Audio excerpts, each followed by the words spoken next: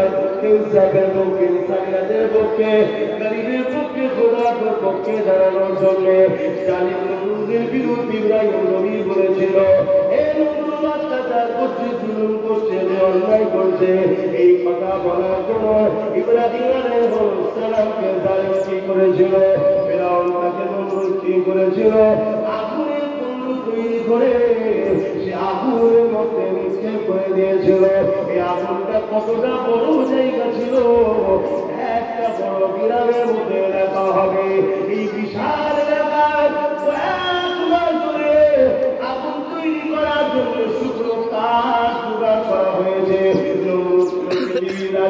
পৃথিবীর রাজা বিরুদ্ধে আপনার কথা বলেছে, আর তুমি তোমার আমার এলাকায় ছোটখাটো নেতাগুলিকে ইসলাম বিরোধী করে, মানবতার বিরুদ্ধে করে, ন্যায়ের বিরোধী করে, অন্যায়ের বিরুদ্ধে ডাকে, জুলুম করে, অত্যাচার করে, তার বিরুদ্ধে তোমাকে আমাকে সংগঠিত হতে হবে।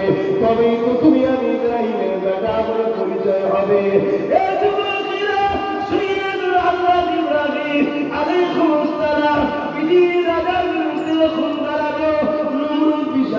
তৈরি করে আব্বাস ইব্রাহিম আলাইহিস সালামকে ধরে নিয়ে ওই বিশাল আগুনে ছুঁড়ে ফেলে দেবে। কিন্তু এত আগুন তৈরি হয়েছে, ওই আগুনের কাছে কেউ যেতে পারছে না।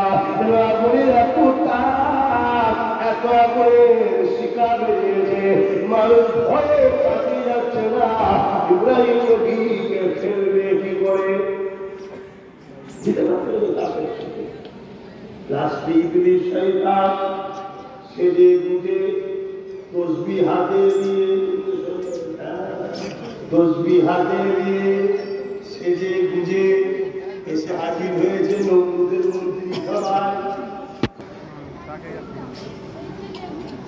দূর থেকে ছুঁড়ে ফেলে দেবে।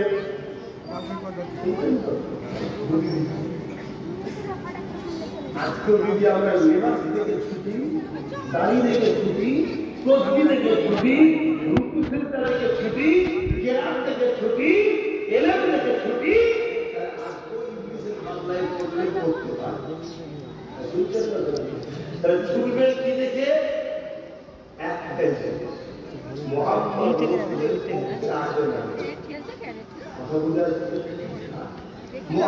রাসূলের পক্ষে যদি থাকে, হুজুরের সঙ্গে যদি তোমাকে যুক্তে চায় এবং সে যদি হুজুরের পক্ষের লোক হয়, তাহলে তার সঙ্গে যোগ করবে। আরেকটা নমুনা করে দেখে, যেটা আজকের দিনে একটু জানা দরকার। বলি, হ্যাঁ, যদি